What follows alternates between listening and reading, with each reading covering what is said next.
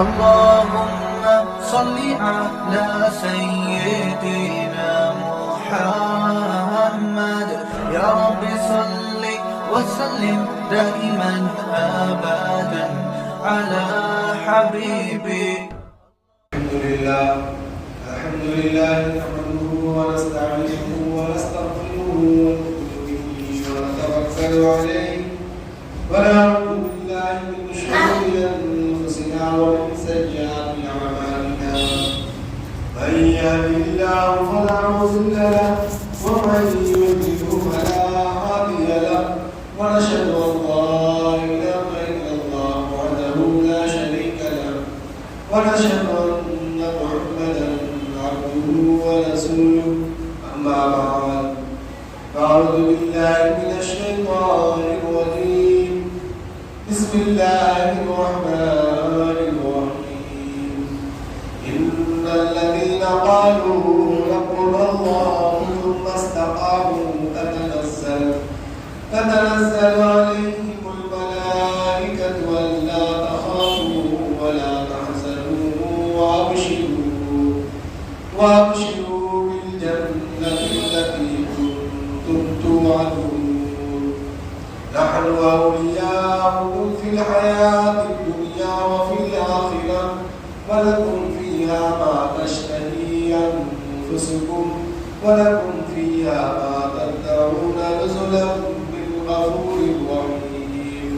صدق الله العظيم وصدق رسوله النبي الكريم. बुजुर्गों दोस्तों,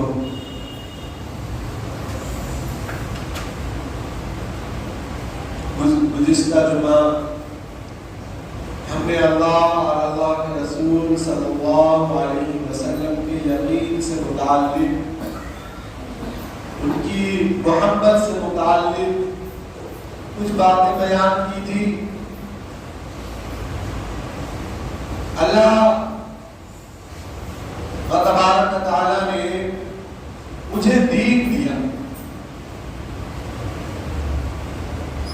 जब दीन नहीं था तो कुफ्फार का ये आलम था। सहाबा किराम में भी बहुत सारे जब दीन पर नहीं थे, जब काफिर थे,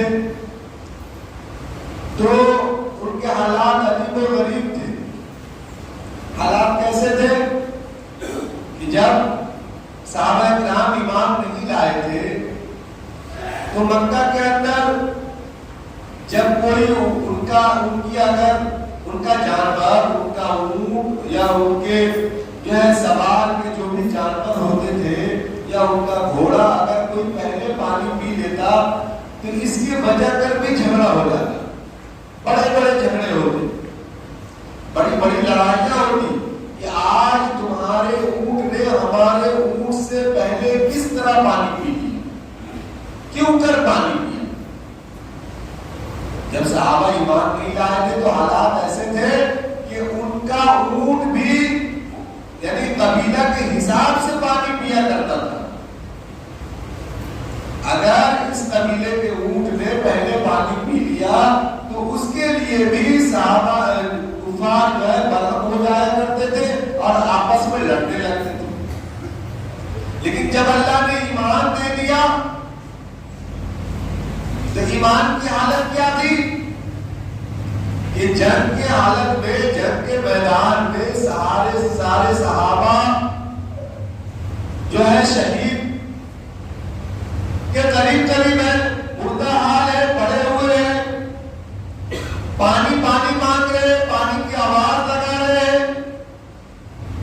जब एक सहाबी के पास एक शख्स जाता है पानी लेकर तो वो क्या कहते हैं कि पहले उनके पास जाओ, पहले उस सहाबी के पास जाओ पानी लेकर। फिर जब वहां जाते हैं तो फिर दूसरे सहाबी कहते हैं कि तुम उनके पास जाओ पानी लेकर। जब ईमान नहीं था तो क्या हालत थी कि किसी के जानवर ने अगर पहले पानी पी लिया तो इसके लिए आपस में ताल्लुकात खराब हो जाते, लड़ाइयां हो जाती। लेकिन जब ईमान आया तो सहाबा जब पानी की आवाज लगा शख्स पानी लेकर जा रहे हैं वहां पर, तो दूसरे सहाबा कहते हैं कि पहले पानी उनको पिलाओ। यहां तक के किताबों में बात आती है कि जितने सहाबा थे जिन्होंने पानी तलब किया था वो सब जो है वहां पर शहीद हो जाते, लेकिन किसी ने पहले पानी नहीं पिया। तो ईमान ने मुझे क्या ताकत दी? ईमान दिल को नरम कर देने वाली चीज है। उमर रज़ी अल्लाह ताला जब आप ईमान नहीं लाए थे, आपके दिल बहुत सख्त थे। जब आप ईमान ले आए तो आप इतनी बड़ी हुकूमत के मालिक, 22 मुरब्बा मील के मालिक थे आप। उसके बावजूद आप अपनी पीठ पर बोरियों को उठाकर ले जाकर लोगों के घरों में अनाज बांटा करते हैं। तो दिल को कौन नरम करने वाला है? बेशक अल्लाह। अल्लाह ने जो ईमान मुझे दिया है उससे बेशक जो है हमारे दिलों को अल्लाह नरम कर देता है। अल्लाह जो है दिलों में रहमत पैदा कर देता है। उमर रज़ी अल्लाह ताला का एक वाक़या है कि एक मर्तबा आप एक घर के सामने से गुजर रहे थे तो आपने रोने की आवाज सुनी। आपने रोने की आवाज सुनी, घर के अंदर से रोने की आवाज आई तो आप वहां रुक गए और आपने मालूम किया कि इस घर में क्या हो रहा है। मालूम हुआ कि इस घर में जो है कोई हमल से है, जो है पूरा महीना है और बच्चा जो है होने वाला है। तो आपने दाई का इंतजाम किया। आपने दाई का इंतजाम किया। दाई के इंतजाम करने के बाद आप जो है अपने जो है माले गनीमत वाले जगह पे गए और आप अपने पीठ पर सारा सामान लाद कर लेकर आए और उनको दे दिया। जब सारा मामला हो गया तो उनके घर में और भी बच्चे थे जो रो रहे थे, करा रहे थे। तो आपने पूरा वाकया है जब आपने उनका खाना बनवाया और आप वहीं पर खड़े रहे तो किताबों में बात आती है कि उमर रज़ी अल्लाह ताला के खादिम ने कहा कि आपने तो अनाज दे दिया, आपने तो खाना बनवा दिया, अब हम चले। उमर रज़ी अल्लाह ताला ने क्या जवाब दिया? उमर रज़ी अल्लाह ताला ने कहा कि मैंने इन्हें रोते हुए देखा है, मैंने इन्हें रोते हुए देखा है, मैं इन्हें खाते हुए देखना चाहता हूं। मैं इन्हें भूख के लिए रोते हुए देखा है, मैं इन्हें खाना खाते हुए देखना चाहता हूं। मैं थोड़ी देर बैठकर इनको खाना खाकर और इनको खुश होते हुए देखना चाहता हूं, इसलिए मुझे थोड़ी देर यहां पर बैठने दो। तो मेरे बुजुर्गों दोस्तों, जब अल्लाह ने ईमान दिया तो अल्लाह ने दिलों को जो है नरम कर दिया। जब आप ईमान पर आएंगे तो अल्लाह ताला आपके दिलों के हाल को बदल देगा। इसलिए अल्लाह के रसूल सल्लल्लाहु अलैहि वसल्लम ने जो बातें मुझको बताई है, हम उस पर जो है अमल पैदा हो। और अल्लाह जब हमारे हालात बिगड़ते हैं, जब हम अल्लाह से दूर होते हैं तो हमारे हालात बिगड़ते हैं। अल्लाह आज जब हम अल्लाह के नजदीक आते हैं तो हमारे हालात अल्लाह ठीक कर देते हैं। हमारे हालात को बिगाड़ने वाला कोई आप नहीं है, किसी की ताकत नहीं है जो हमारे हालात को बिगाड़ दे। दुनिया में कोई ताकत ऐसी नहीं है जो हमारे हालात को बिगाड़ दे। हमने अपने आप से जो अमल हम करते हैं इसके वजह से हमारे हालात बिगड़ते हैं। हमारा यकीन जब खराब होता है, हम अपना यकीन अल्लाह के रसूल सल्लल्लाहु अलैहि वसल्लम से हटाते हैं, हम दुनिया पर अपना यकीन को लगाते हैं तो हमारे हालात जो है बिगड़ते हैं। मुझे अपना यकीन बना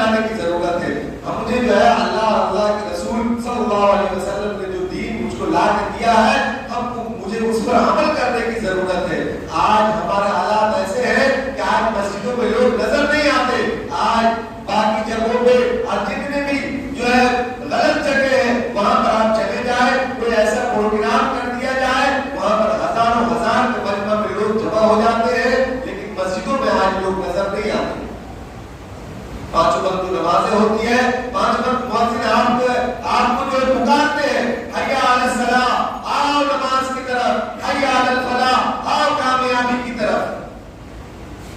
ये मुअज्जिन आपको पुकार कर कहते हैं कि कामयाबी कहीं नहीं है, कामयाबी अल्लाह ने मस्जिदों में और नमाजों में और दीन में अल्लाह ने रखा। बेशक जब आप नमाज पढ़ेंगे, अल्लाह की इबादत करेंगे, तो अल्लाह की ये कुदरत है कि अल्लाह आपके हालात को अच्छे कर देंगे। जब कुफार ने अल्लाह के नबी सल्लल्लाहु अलैहि वसल्लम की बात नहीं मानी, तो आपने अल्लाह ने कुफार के हालात को खराब कर दिए। अल्लाह ने मक्के वालों के हालात को खराब कर दिए। कहत साली आ गई, अबू लहब बर्बाद हो गया, अबू जहल बर्बाद हो गया। अबू लहब को ऐसी बीमारी हुई कि उसके बच्चे उससे नफरत करने लगे। क्यों किया अल्लाह ने ऐसा? अल्लाह ने क्यों ऐसा किया? इसलिए कि अल्लाह के नबी सल्लल्लाहु अलैहि वसल्लम की बात कुफार ने नहीं मानी। कुफार ने, हालांकि बहुत बड़ा कबीला था अल्लाह के नबी सल्लल्लाहु अलैहि वसल्लम का, बहुत ताकतवर कबीला था। कबीला कुरैश मक्का में बहुत ताकतवर कबीला था, लेकिन अल्लाह ने उस कबीले को बर्बाद कर दिया। उस कबीले के लोगों को, कबीला के लोगों को बर्बाद कर दिया और पूरे मक्का को अल्लाह ने बर्बाद कर दिया। क्यों बर्बाद कर दिया? कि अल्लाह के नबी सल्लल्लाहु अलैहि वसल्लम की बात लाए हुए दीन को नहीं माना, अल्लाह की बात को नहीं माना। वहीं पर अंसार कमजोर थे।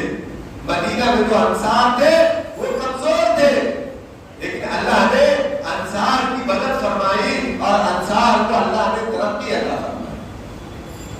क्यों तरक्की अता फरमाई? कि अंसार ने अल्लाह के नबी सल्लल्लाहु अलैहि वसल्लम का साथ दिया।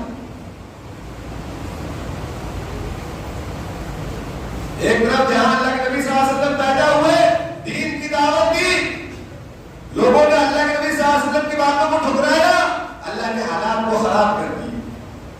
ऐसे वैसे खराब नहीं किया। जब आप किताबों को पढ़ेंगे तो आपको पता चलेगा कि अल्लाह ने पूरा बर्बाद कर दिया उन लोगों को। लेकिन जहां अल्लाह के नबी सल्लल्लाहु अलैहि वसल्लम हिजरत कर गए अंसार मदीना में, वहां पर अंसार को अल्लाह ने ऐसी मदद फरमाई कि आज भी अंसार का नाम लिया जाता है। उन लोगों ने साथ में ऐसे ही दिया। अल्लाह के नबी ने अंसार को कहा, ये तुम्हारा भाई है, तुम इसको अपने माल में से, अपनी औलाद में से, अपने जायदाद में से, हर चीज में से तुम उसे हिस्सा दो जो मुहाजिरीन है। तो अल्लाह ने अंसार की मदद फरमाई। इसलिए हालात जो हमारे ऊपर आते हैं मेरे बुजुर्गों दोस्तों, ये हमारी वजह से आते हैं। हमने अल्लाह और अल्लाह के रसूल सल्लल्लाहु अलैहि वसल्लम की बातों को ठुकराना शुरू कर दिया, नहीं मानना शुरू कर दिया। हमने अलल ऐलान बहुत सारी चीजों का इनकार कर दिया। हमने नमाज नहीं पढ़ा, तो इसका मतलब है कि हमने अलल ऐलान इस बात की जो है अलल ऐलान नाफरमानी की कि हम अल्लाह और अल्लाह के रसूल को नहीं मानते। इसके बारे में अल्लाह के नबी सल्लल्लाहु अलैहि वसल्लम ने कहा, ये मेरी आंखों की ठंडक है, हम उस नमाज को नहीं पढ़ते। तो हम तो अलल ऐलान कह रहे हैं कि भाई हम अल्लाह के नबी की बात को नहीं मानते। जब कुफार ने नहीं माना तो आपने पूरे कुफार को बर्बाद कर दिया, पूरे मक्का को बर्बाद कर दिया। तो आपको अल्लाह कैसे बख्श देंगे? आपके हालात कैसे खराब नहीं होंगे?